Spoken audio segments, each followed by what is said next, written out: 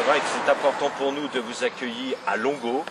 Vous êtes premier secrétaire de l'ambassade de la République de Cuba et vous venez dans une ville, certes, qui nous est très chère à notre cœur en Picardie, mais quand même pas une grande ville. Alors qu'est-ce que vous faites chez nous? Bon, merci beaucoup de la présentation. C'est la deuxième fois que je viens à Longo. La première fois et la deuxième fois aussi invité par nos camarades de la JC et aussi de la section du Parti communiste de la Somme, et dont nous sommes très contents de partager. On a trouvé des interlocuteurs très bons ici à Longo, des amis, des camarades donc il y a une tradition qui se battent pour... il y a une tradition un petit peu. Il a une tradition. Et cette fois, on était invités pour partager ce soir dont il va parler les candidats aux élections européennes. Alors, justement, à propos de cela, Monsieur Ernesto Rey-Pino, vous êtes premier secrétaire de l'ambassade de la République de Cuba, je le répète, ça sert à quoi? Moi, je m'occupe du travail politique de l'ambassade, d'essayer de développer les liens avec l'Assemblée nationale, le Sénat et aussi les partis politiques français. Alors, l'Europe, en quoi ça concerne Cuba? Pour nous, les relations avec l'Europe sont très importantes, et aussi avec la France. Il a une histoire commune entre la France et Cuba qui date de longtemps, même de la guerre d'indépendance de Cuba, de l'influence de la Révolution française dans la lutte des peuples cubains. Et la relation avec l'Europe, c'est aussi une manière de faire face toujours à la lutte contre l'impérialisme américain sous Cuba. Alors justement, on va revenir sur les rapports avec les USA. Laurent Bevin, premier secrétaire de la section d'Amiens, membre de la direction fédérale, quelle signification ça a d'accueillir un représentant de Cuba dans le contexte politique actuel? Depuis toujours, il y a eu de la part du Parti communiste français une attention particulière sur sa politique internationaliste, à avoir une solidarité, une fraternité, une volonté de développer des actions de solidarité avec le peuple cubain. Peuple cubain qui, rappelons-le, depuis une cinquantaine d'années, c'est une très jeune démocratie, Cuba, que certains cherchent à dévoyer. C'est une très jeune démocratie, il faut lui laisser le temps de faire ses preuves. Cela étant, depuis 50 ans, le peuple cubain a prouvé qu'il était un peuple courageux, qu'il a su faire face dans l'adversité au blocus des États-Unis d'Amérique et qu'il a toujours trouvé aux côtés des communistes français, des communistes européens, des points de relais pour porter le juste combat qu'a apporté Che Guevara et les siens et Fidel dans la révolution castriste. Donc c'est une longue tradition, on ne triche pas, on ne ment pas, on ne s'improvise pas aujourd'hui solidaire des Cubains comme d'autres s'y retrouvent aujourd'hui avec certaines valeurs, parce que depuis 50 ans, nous avons toujours partagé des opérations de solidarité, de coopération. Donc c'est un geste très fort de fraternité d'accueillir Ernesto. Jacques Lang à Cuba, comment vous l'interprétez, vous? C'est un premier pas pour la normalisation des dialogues politiques avec la France. Et on a déjà l'année dernière, au mois d'octobre, on a récupéré les dialogues politiques avec l'Union européenne, parce que, comme vous savez, on a eu les problèmes avec l'Union européenne qui a essayé de faire pression sur la révolution cubaine, et on a resté ferme dans les positions de principe qu'on n'accepte pas des conditionnements dans les relations internationales et non plus la double morale.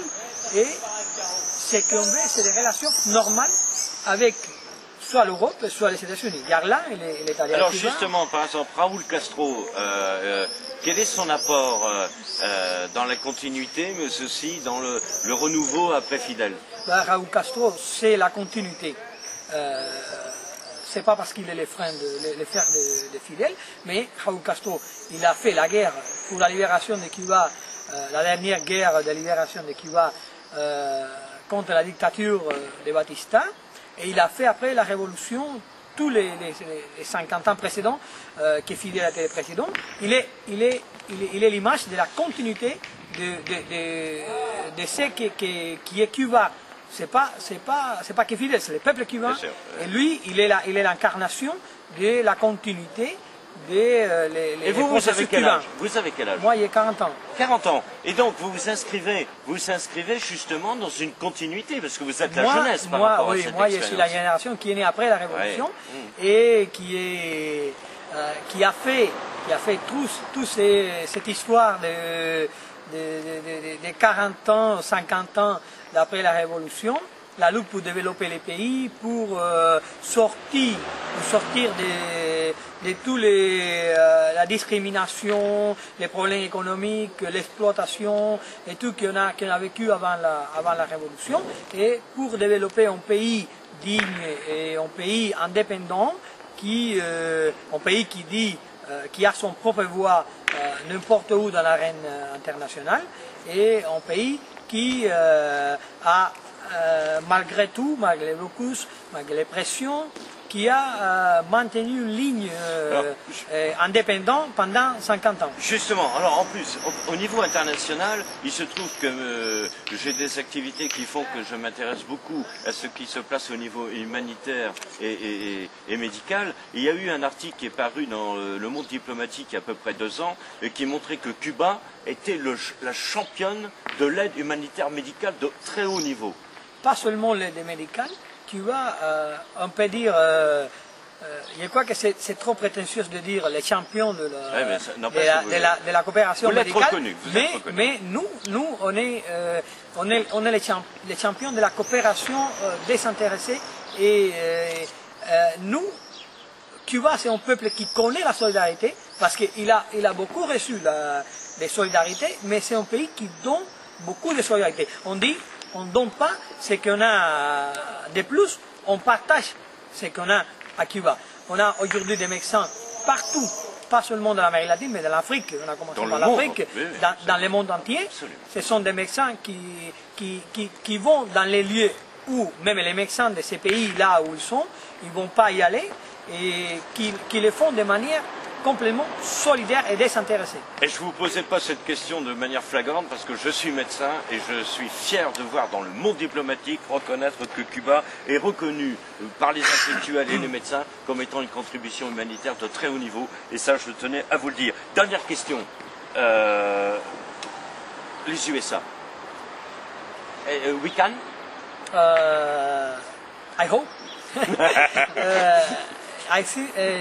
Je crois que oui, mais là, on est, le président Raúl Castro, il a répété, il a réitéré, Fidel, il a dit beaucoup de fois, on est en complète disposition de dialoguer avec les États-Unis, avec tout le monde, avec l'Europe, mais ce qu'on demande seulement, c'est le respect de l'indépendance, la dignité et la souveraineté de Cuba.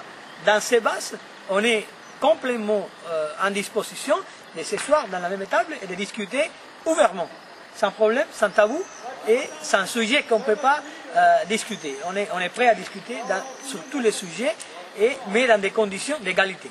C'est la seule chose qu'on demande. Dernière question, parce que vous savez, nous les Picards, on est le pays de Schleffler, on est tout...